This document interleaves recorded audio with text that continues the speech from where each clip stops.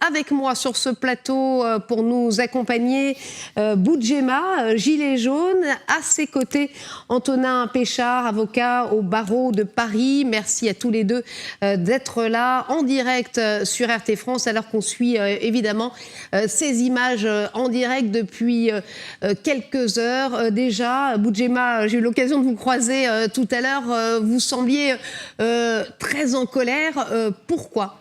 Comment on peut tolérer qu'une manifestation soit autorisée, donc que les Gilets jaunes jouent le jeu de la légalité, à contrario de ce qu'ils nous ont toujours reproché, c'est-à-dire de ne pas déclarer et d'être en manifestation sauvage, et d'interdire à pile poil 14 heures, heure du départ de la manifestation, la manifestation. Le comportement irresponsable de la préfecture de Paris, de M. Lallemand, est juste proprement scandaleux. Ils jouent un jeu dangereux, ils ont essayé de nous piéger et tout ce qui arrivera sera de la responsabilité du gouvernement de M. Castaner et de M. Lallemand. On ne joue pas avec la vie des gens, on ne joue pas avec la santé des gens et nous sommes extrêmement en colère et si c'est pour nous empêcher de manifester, nous pousser contre un mur, sachez qu'on repoussera, nous, les forces qui souhaitent nous voir éteindre nos voix. Antonin Péchard, je m'adresse au juriste que vous êtes.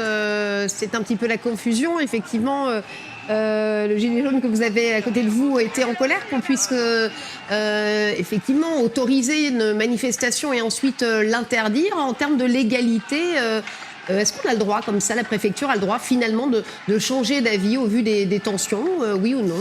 Alors, elle en a parfaitement le droit. Ça, c'est un fait établi en ce qui concerne la dimension juridique de la question.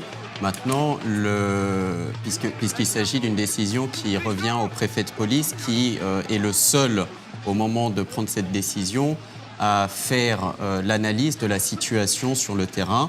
C'est-à-dire que si, avant le départ de la manifestation, un danger peut être caractérisé pour les biens et les personnes, alors il peut retirer son arrêté. Il peut abroger lui-même, annuler son propre arrêté.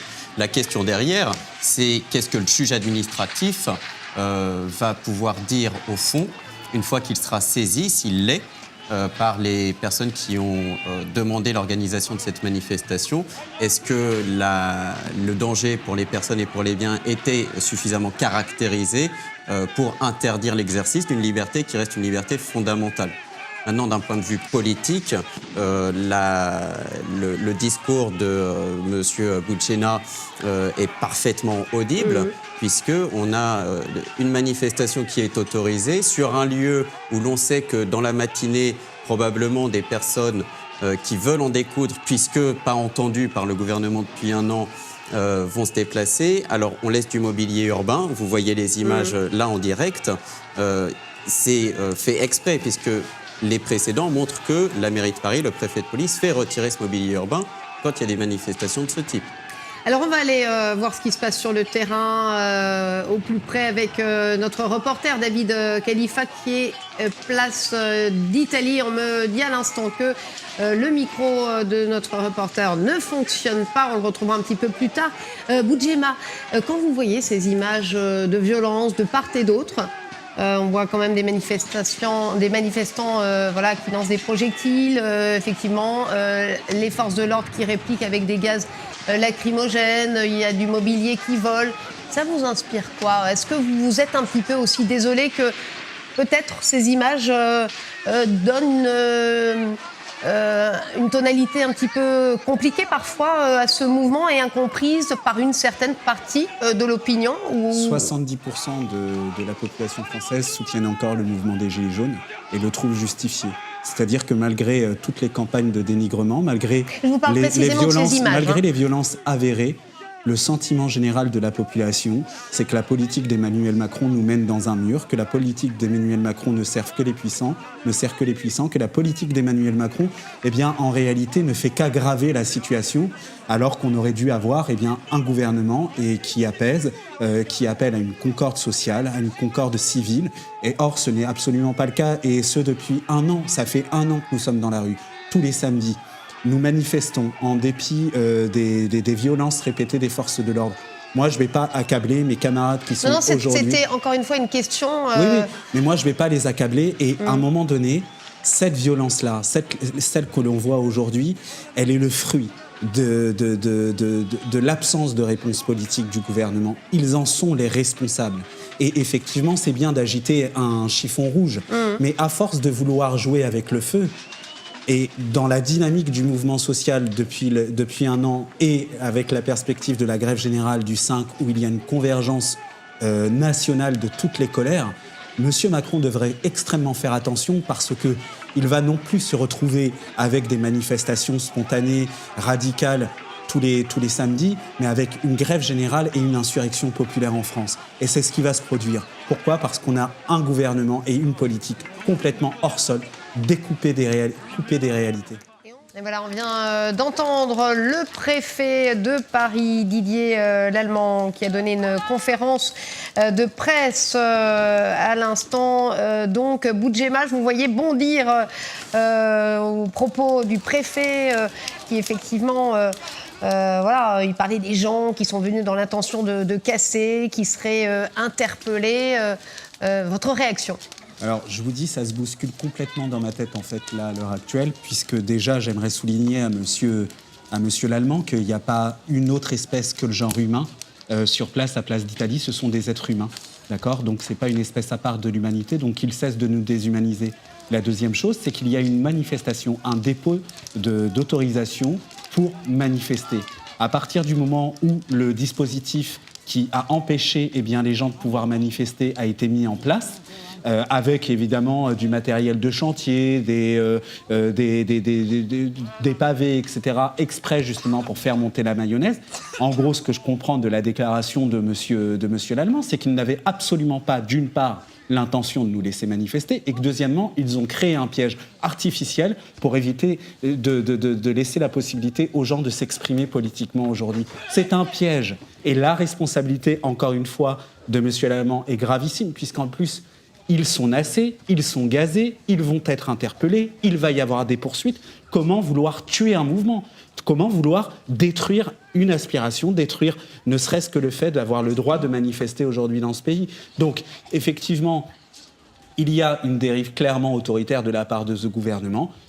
Clairement, aujourd'hui, on est face à un préfet menaçant, à un gouvernement menaçant qui peut s'en prendre à la vie d'hommes et de femmes qui exercent leur droit démocratique à manifester. Mais je préviens M. Lallement, je lui dis qu'on ne se laissera jamais faire. Nous ne courberons jamais les chines, nous ne baisserons jamais la tête et nous continuerons pour nos revendications. Antonin Péchard, avocat au barreau de Paris, on n'a pas eu l'occasion, le temps pour le moment de vous entendre sur la réaction après cette conférence de presse de Didier Lallement. Des mots assez durs envers les manifestants de la part du préfet de Paris. Oui, je relève que monsieur le préfet de police nous indique que la responsabilité d'assurer la sécurité des manifestants revient aux organisateurs. Bon, en réalité, in fine, il n'y a aucune obligation, puisque pas de sanction là-dessus. Je le mets au défi de poursuivre les organisateurs pour un défaut de sécurité. En réalité, quelle est la mission de la police nationale, de la gendarmerie, des CRS ? C'est d'assurer la sécurité des biens et des personnes. Et le fait est que, comme l'a suggéré Boudjema, c'est le dispositif qui a été mis en place, en réalité, peut être vécu comme une provocation. On sait très bien que quelques Black Blocs seront là ce matin. On le sait tous très bien, les Gilets jaunes comme la police. Or, ce dispositif de sécurité qui, sur la place d'Italie, alors que la ville de Paris a été construite, je vous le rappelle, pour éviter les barricades en mémoire à la Révolution, seule la police aujourd'hui est en mesure de dresser ces barricades. Donc, la responsabilité de la sécurité de ces personnes revient à la police nationale. Et on constate qu'en réalité, elle est là. Et c'est ce que j'ai compris ce matin en écoutant quelques policiers qui étaient invités sur des plateaux. En réalité, il y a une stratégie militaire qui est, quand on entend la stratégie mise en place par la police, on parle d'une stratégie qui est militaire. C'est-à-dire que si on ne voit pas en bas un bandeau au gilet jaune, on a l'impression qu'un militaire nous parle d'une opération sur le terrain.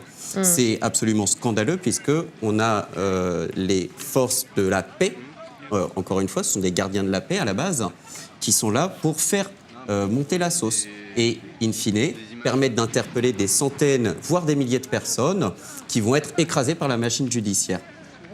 Alors, Boudjema, on vous voit avec votre portable en liaison avec vos camarades sur le terrain. Vous avez des nouvelles de ce qui se passe, eux, de leur côté ? Eh bien, des blessés, beaucoup de blessés. J'ai un ami au moins interpellé. Et puis, surtout, l'incompréhension de mes camarades ne sachant pas où aller, du coup, parce que de toute bonne foi, ils sont venus dans le cadre d'une manifestation autorisée et ils cherchent désespérément à pouvoir exercer leurs droits démocratiques sans craindre des violences policières.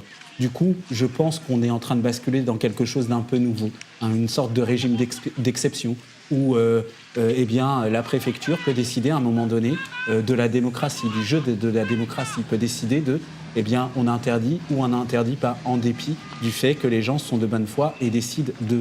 Là, quand je regarde les images, moi, je ne peux pas m'empêcher d'imaginer eh bien, mes camarades pris dans une souricière qui n'ont comme échappatoire que le gaz lacrymogène et les arrestations. C'est ce qu'a dit le préfet allemand. On est en train de jouer avec la vie de mes camarades, avec la vie de gens qui exercent leurs droits démocratiques, qui veulent un autre modèle de société, qui veulent changer les choses. Et donc, effectivement, aujourd'hui, moi, je suis en colère, mais je suis aussi extrêmement inquiet pour mes amis, pour mes camarades qui sont actuellement dans la rue. Maître Péchard, 61 interpellations à 15h15, en tout cas, comme l'expliquait le préfet.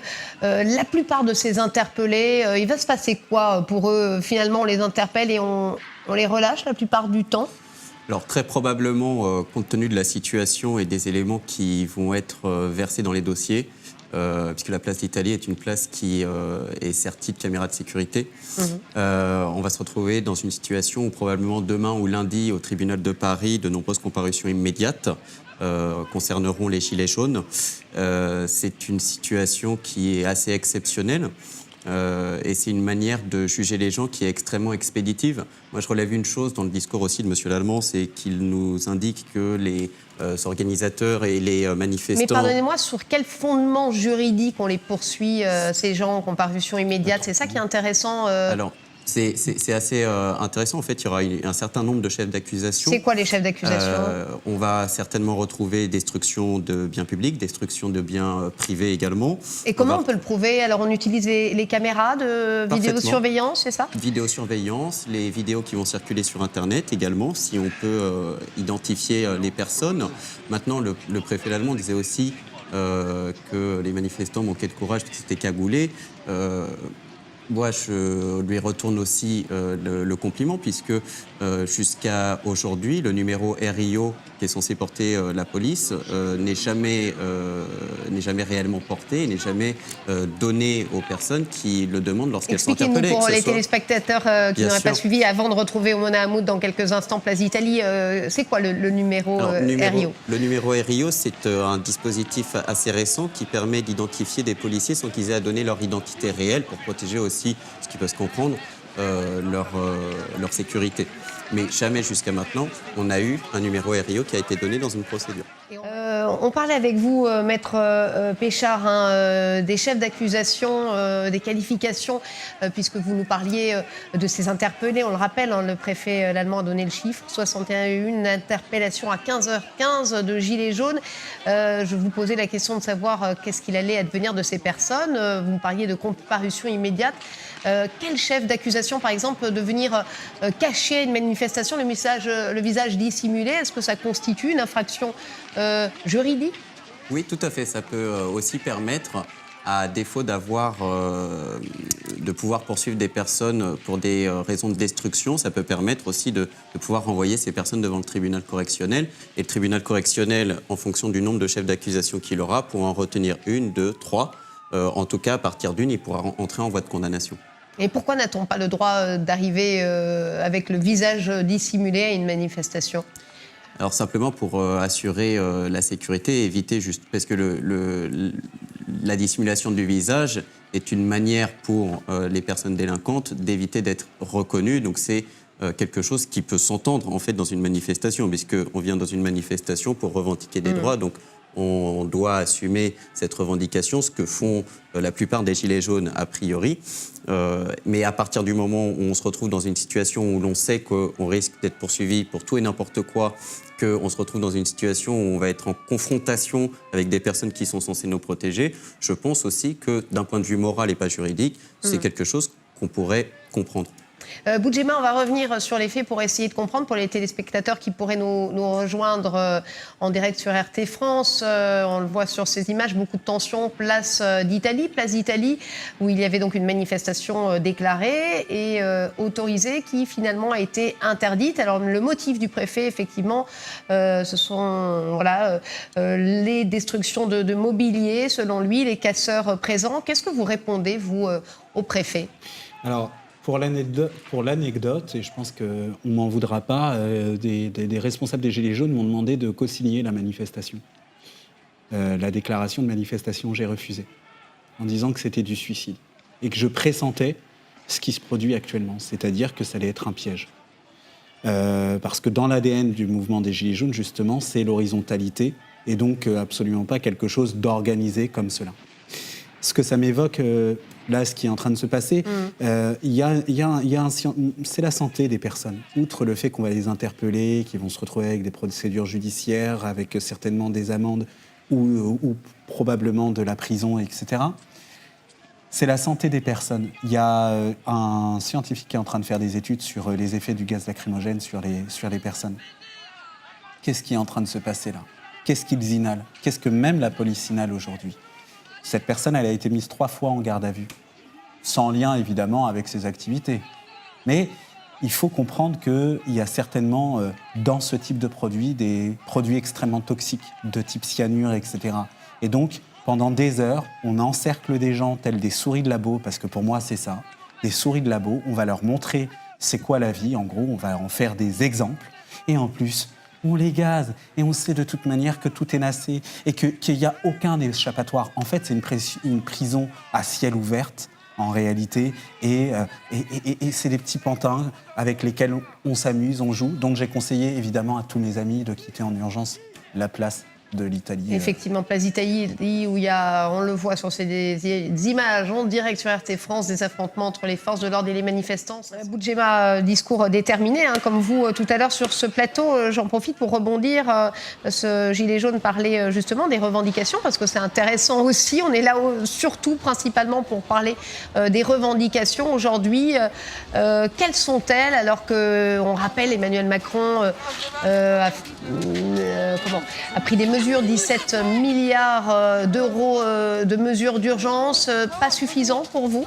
Oui, et qui, pour l'essentiel, ont été basculés sur le budget de la sécurité sociale. Tout à fait. Premier point. Deuxième point, nos revendications restent les mêmes, mais en plus, elles s'amplifient. En réalité, avant, on voulait la baguette, maintenant, on veut la boulangerie.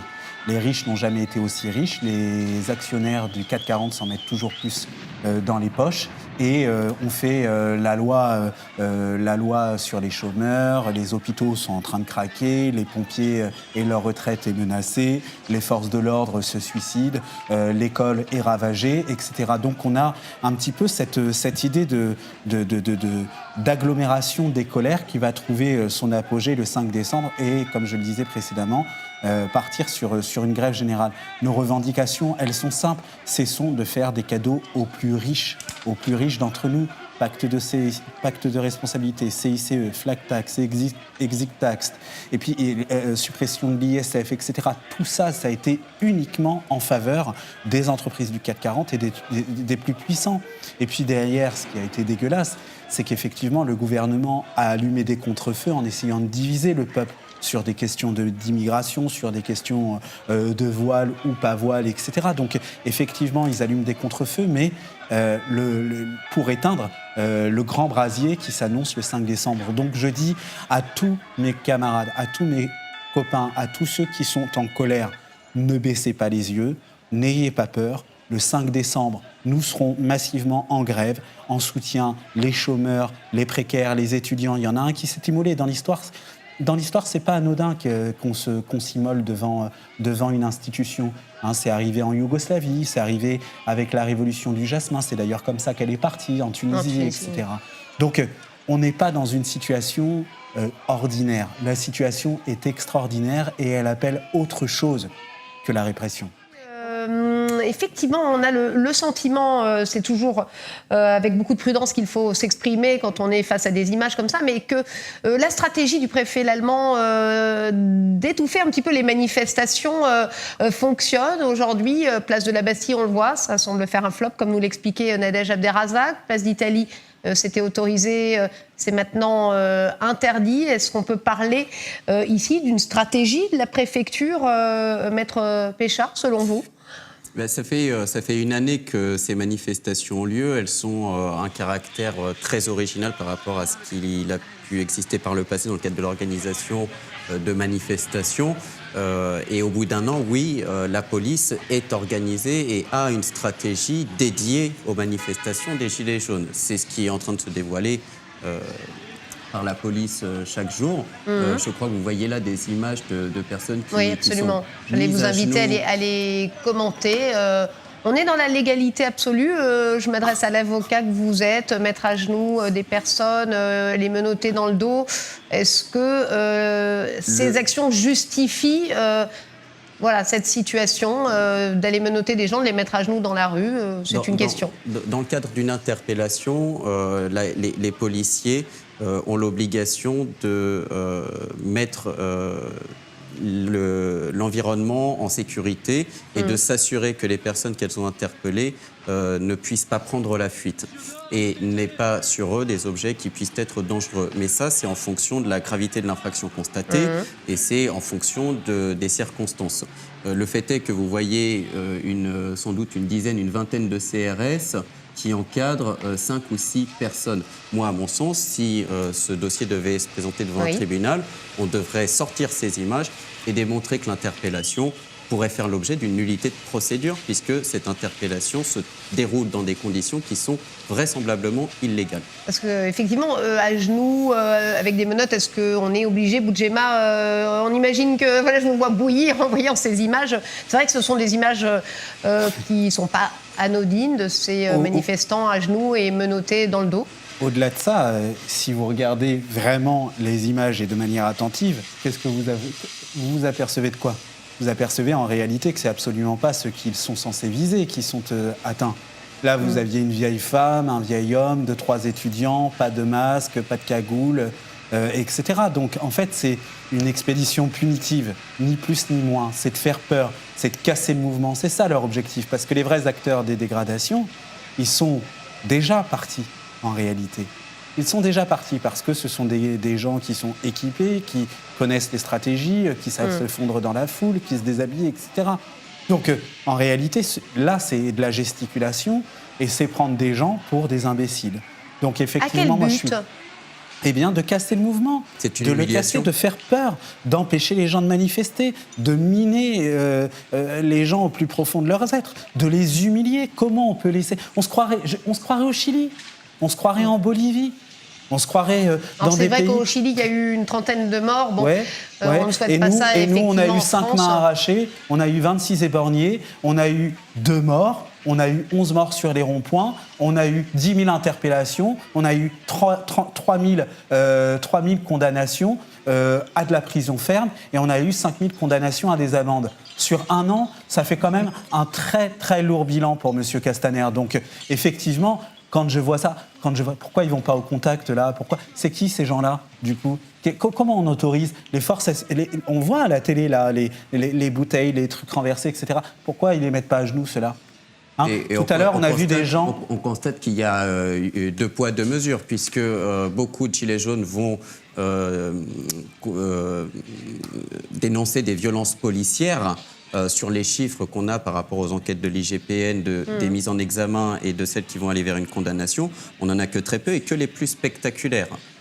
Donc on constate qu'il y a effectivement 2 poids, 2 mesures au niveau des poursuites du parquet et de la justice au fond. Ils s'échangent les mails. On parlait de violence tout à l'heure. Justement, Maître, vous avez des chiffres vraiment officiels sur ce bilan d'une année. D'ailleurs, on va peut-être pouvoir les découvrir à l'antenne. On en a évidemment quelques-uns. Mais combien de vraies condamnations fermes sur le nombre d'interpellés, notamment ? Alors, je connais les chiffres de la police, où il y a eu un peu plus de 260 enquêtes qui ont été ouvertes, 180 ont été classées. Il y a une quarantaine de mises en examen, sachant que la mise en examen, c'est-à-dire qu'on va devant un juge d'instruction et qu'un juge d'instruction va instruire pendant plusieurs mois un dossier, alors que je vous le disais tout à l'heure, les personnes qui sont interpellées aujourd'hui, la plupart vont faire l'objet d'une comparution immédiate, c'est-à-dire d'une procédure expéditive.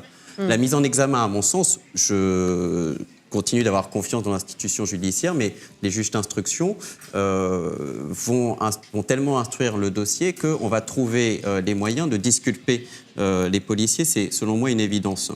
En ce qui concerne les violences réciproques, moi je pense qu'on oublie aussi une dimension du débat, c'est que la plus grande forme de violence, c'est l'ignorance et le mépris. C'est la position, c'est le comportement qu'adopte depuis un an le gouvernement. Si on veut que ces violences réciproques entre la population et la police qui est censée les protéger puissent trouver un terme heureux, alors il faut que le gouvernement réagisse. Mais le gouvernement a une position parfaitement archaïque. Moi, l'impression qu'il me donne, c'est qu'il a 3 siècles et demi de retard, qu'on est dans une sorte d'ancien régime où la finance a remplacé le clergé, où les gilets jaunes représentent le tiers-état énervé et où la noblesse de robe et d'épée, c'est-à-dire la magistrature et la police, font bloc pour éviter des débordements de la part de ce Alors qu'on voit toujours ces images, effectivement, de personnes... C'est une humiliation de la part de l'État, c'est une humiliation du peuple. On est en train de mettre des grands-mères, des mamans à genoux, là. Voilà la société dans laquelle on vit. On met des femmes qui ont travaillé toute leur vie à genoux, dont on peut assurer, et moi j'en mettrai ma main à couper, qu'ils n'ont balancé strictement rien sur les forces de l'ordre. Alors effectivement, une enquête sera en cours, il ne nous appartient pas sur ce plateau de... Mais par contre, effectivement, il y a une présomption d'innocence, ça c'est certain. La comparution immédiate, mais quand l'IGPN est saisi, seuls 5% au bout de 5 ans des affaires finissent par condamner un policier. Et puis quand on voit aujourd'hui qu'on est en train voilà, donc... On voit une situation tendue à Paris, à Lyon également. On a vu à Nantes aussi avec Pierre Pissavi-Vergnaud. Je vous le rappelle, au total, plus de 200 actions pour ce premier anniversaire du mouvement des Gilets jaunes. Boudjema, quand même, vous regrettez que finalement ce premier anniversaire, ça soit ces images-là, pas du tout bon enfant, mais des images de violence. Est-ce qu'on peut le regretter aujourd'hui pour vous, pour votre mouvement des Gilets jaunes et pour l'audibilité de vos revendications? On vient de m'envoyer une photo, ça c'est l'un de vos confrères, journaliste, qui a été blessé à Place d'Italie et qui est inconscient et qui a été évacué. Alors, là, cette image, elle existe. Vous, L'un de vos confrères qui est inconscient et qui a été blessé au visage par un tir de LBD. La responsabilité incombe à la politique du gouvernement. C'est lui qui a créé cette situation, c'est lui qui a créé ce piège, c'est lui qui a empêché les gens de manifester, c'est lui qui a tellement la trouille qu'il est prêt à user de toutes les ruses pour pouvoir éteindre la contestation. Mais on voit bien qu'on s'inscrit quand même dans une généralisation des mouvements sociaux à l'échelle nationale, mais aussi à l'échelle internationale, et qu'on découvrira très vite que Macron est une infraction dans l'histoire de France, et que toute cette politique qui sert les intérêts des puissants sera battue en brèche par la révolte des peuples contre le libéralisme et le néolibéralisme qui ravagent tout, la planète et les êtres humains. Et donc, effectivement, c'est difficile à voir, c'est difficile à entendre, mais on s'inscrit quand même dans une dynamique historique qui dépassera les simples acteurs. Je vous écoute et je me demande, est-ce que vous estimez que votre mouvement aujourd'hui s'est politisé? Vous défendez vraiment une politique ou c'est un mouvement de contestation où il y a différents courants d'opinion, des jeunes, des vieux, ou est-ce que vous estimez, que tout simplement, vous vous sentez politisé? Moi, je ne me sens pas politisé, je me sens citoyen du monde et en colère.